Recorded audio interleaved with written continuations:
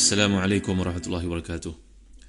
إن الحمد لله نحمده ونستعينه ونستهديه ونستغفره ونتوب إليه ونتوكل عليه ونعوذ بالله من شرور أنفسنا وسيئات أعمالنا.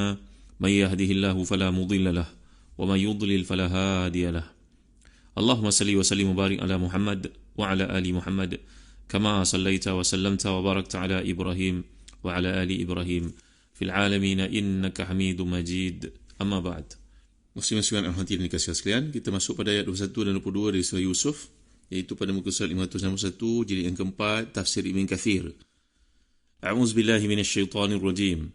Wa qala alladhi ishtarahu min Misr limra'atihi akrimi mathwahu asa an yanfa'ana aw nattakhizahu walada. Wa kadzalika makanna li Yusuf fil ardi wa linu'allimahu min ta'wilil ahadits. والله غالب على أمره ولكن أكثر الناس لا يعلمون ولما بلغ أشده آتيناه حكما وعلما وكذلك نجزي المحسنين. صدق الله العظيم.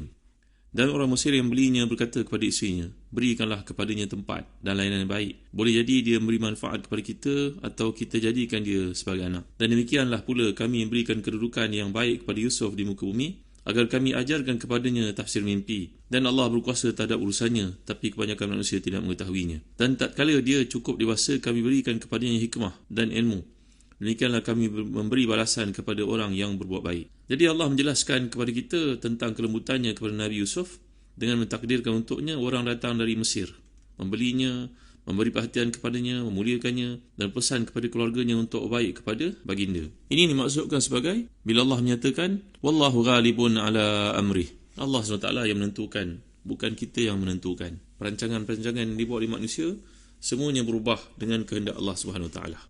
Tengok kedatangan kelompok musafir dan perintah mereka untuk mengambil air dalam perigi itu semua merupakan kehendak Allah yang kita sebut wallahu ghalibun ala amrih. Sehingga dia selamat daripada kesengsaraan dalam perigi seperti yang telah kita bayangkan. Ceritakan sebelum ni apa yang terdapat dalam perigi dalam kegelapan, jauh daripada ayahnya. Kemudian telah kita pelajari dalam episod yang lalu bahawa Nabi Yusuf dijual dengan harga yang sangat murah, dengan harga kira-kira 20 dirham saja seperti kata Ibn Abbas dan juga Ibn Mas'ud radhiyallahu anhuma, bahawa itu merupakan harga yang tak sepatutnya, yang disebut sebagai bakhs wa kanu fihi minaz zahidin. Mereka menjual dengan harga yang sangat murah seperti itu dengan tujuan untuk supaya tidak berpanjangan kisah Yusuf ini dan supaya dapat dibawa pergi tempat yang jauh, bukan dengan tujuan komersial, tapi untuk menghilangkan Yusuf dari pandangan keluarga, dari pandangan ayah terutamanya. Jika yang menjualnya adalah para musafir yang mengambil air, maka Yusuf hanyalah barang temuan. Barang yang ditemui kita panggil sebagai luqatah, laqit. Siapa saja yang menemui satu tanpa membelinya, dia akan menjualnya dengan harga yang sangat murah.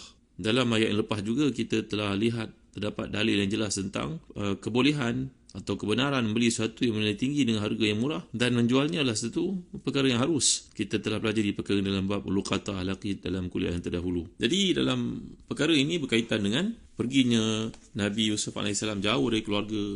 Sekarang telah berada di negara Mesir. Dapat kita lihat dalam tafsir Ibn Kathir bahawa akrimi mathwa, ada yang membeli daripada Mesir ini merupakan seorang yang berkedudukan, berpangkat, bangsawan lah. Wahwal wazir, dia merupakan menteri sebenarnya. Qala al-Aufi an Ibn Abbas, nama dikatakan sebagai Itfir ataupun Kitfir.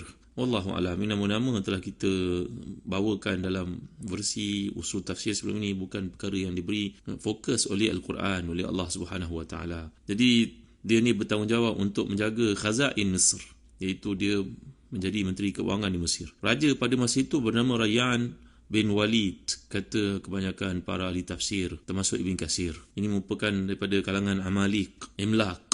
Isterinya bernama Ra'il bin Ru'ail. Ada yang mengatakan namanya Zaliha ataupun Zulaikha, dibaca dengan fa'ila ataupun fu'aila, Zaliha ataupun Zulaikha.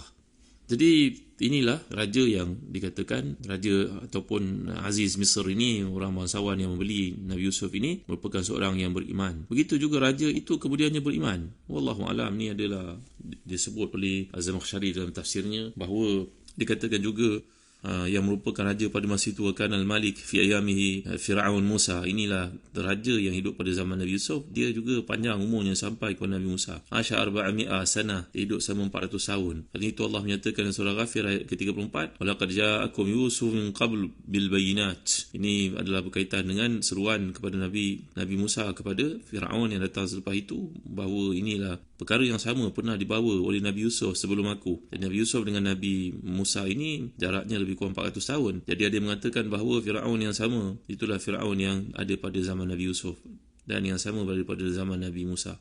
Tapi pendapat ni tidak ada dasarnya. Ada yang mengatakan bahawa Fir'aun Musa itu merupakan keturunan daripada Fir'aun yang hidup pada zaman Nabi Yusuf. Cuma pada zaman Nabi Yusuf dia tidak memakai gelaran itu. Wallahu a'lam. Muslim-muslimat rahmati dan dikasihi. Ini kisahnya panjang kalau kita dapat lihat dalam kitab-kitab tafsir dibawakan. Sebenarnya apabila kita memiliki satu benda yang baru, umpamanya membeli kereta, umpamanya berkahwin, dalam hadis riwayat Abu Daud bahawa Nabi SAW mengajar kita, ini adalah amalan Nabi SAW.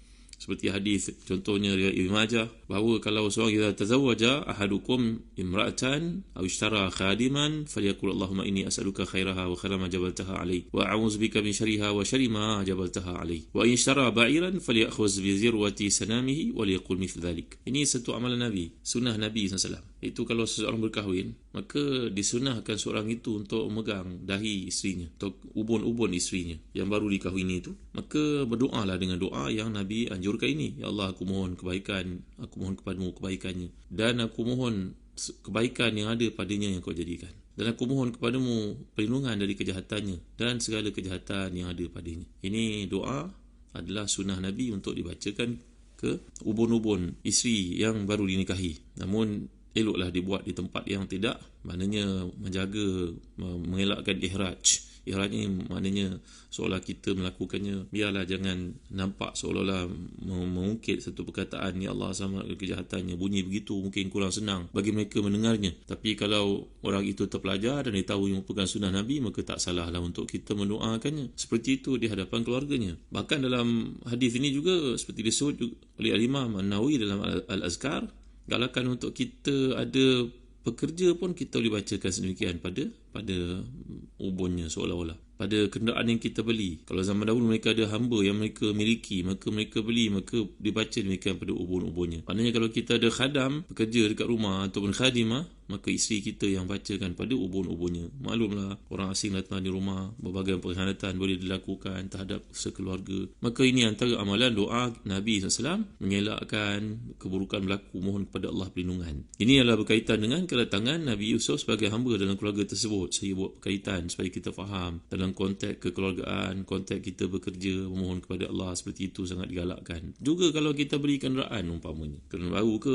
second hand ke, motosikal ke, hari pertama kita memperoleh kenderaan itu, kita doa seperti doa Nabi, kerana dinyatakan demikian. Wa ishtara ba'iran, kalau dia membeli, kalau dahulu tunggangan, zaman sekarang kenderaan lah, amalkan doa ni tuan. Allahumma inni as'aluka khairaha wa khaira ma jabaltaha alaihi wa a'udzu bika min syarriha wa syarri ma jabaltaha alaihi. Ya Allah, aku mohon kebaikan yang ada padanya dan segala kebaikan yang kau jadikan padanya. Aku mohon perlindungan kepadamu dari segala kejahatannya dan kejahatan yang ada padanya. Jadi apa yang dinyatakan dalam ayat Allah di sini, akrimi mathwa. Berkata orang yang beli ini, iaitu Aziz Mesir ini, iaitu gubernur ataupun orang bangsawan yang merupakan menteri di Mesir ini, punya kedudukan, dia bekerja reportnya kepada Malik, raja di Mesir, di maknanya orang berkedudukan lah, mungkin di kalangan top 10 lah di kalangan penduduk Mesir kalau kita senang untuk faham. Dia berkata kepada isterinya, limra'atihi akrimi mathwa. Tuan-tuan, bila kita melihat dalam Al-Quran, penggunaan bahasa Al-Quran ini satu yang unik. Mengikut kajian Dr. Fadhil Samarai, seorang pakar Quran dan tafsirnya dari Baghdad, saudara lihat perkataan yang digunakan oleh Quran. Kalau kita tidak berbahasa Arab, kita lihat terjemahan saja, kita merasakan tidak ada apa-apa. Sebenarnya ada beza di antara perkataan zauj dengan imra'ah. Perhatikan ya, bila Allah SWT menyatakan dalam Quran, contohnya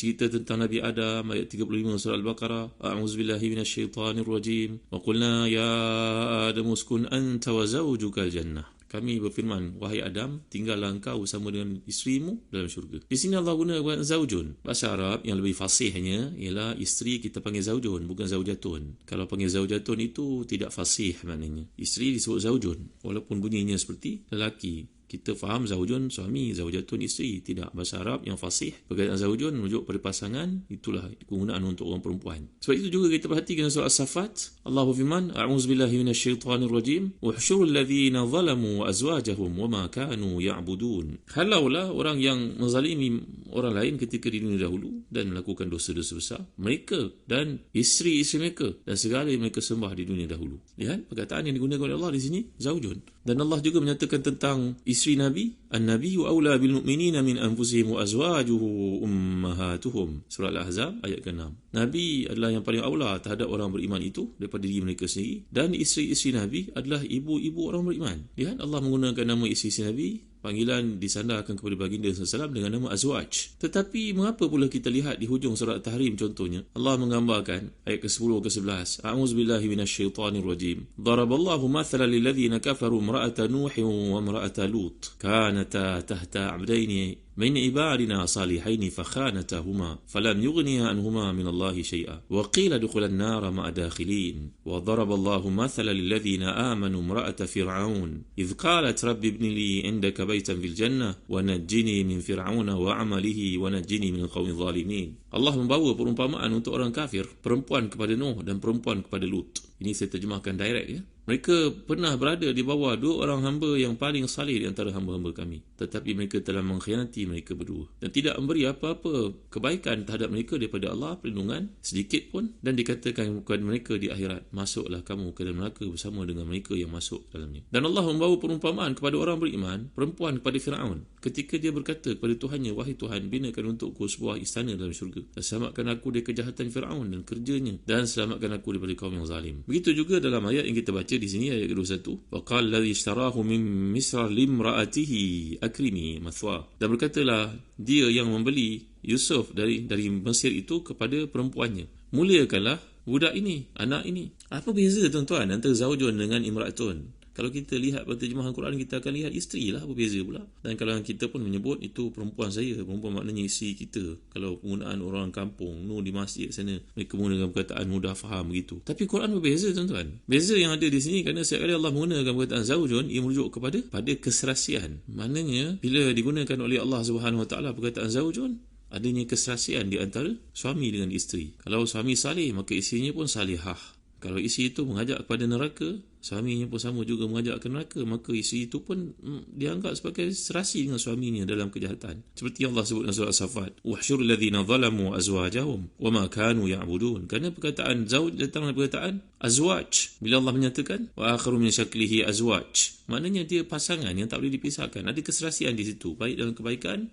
ataupun sebaliknya dalam keburukan, maka ada keserasian antara mereka. Tetapi ada perempuan ini yang tidak serasi dengan suaminya, walaupun suaminya saleh, tetapi dia menyeru pada kemungkaran seperti yang berlaku dalam kisah isteri Nabi Nuh dengan isteri Nabi Lut. Sebab itu Allah mengatakan kanata tahta abdaini min ibadina salihaini fakhanatahuma. Dua perempuan ini walaupun isteri pun Nabi, mereka adalah terlibat dalam perkara menyokong kejahatan kaumnya. Walaupun mereka tidak terlibat melakukan zina, liwat, tidak, tapi mereka adalah orang yang mengingkari seruan suami mereka, iaitu Nabi Nuh dengan Nabi Lut. Maka Allah menyatakan mereka itu bukan isteri dalam konteks keserasian, tidak digunakan kepada zaujun. Begitu juga isteri kepada Firaun. Firaun penyeru kepada neraka dan keingkaran terhadap Allah Taala, penentangan terhadap Islam yang dibawa Nabi Musa AS.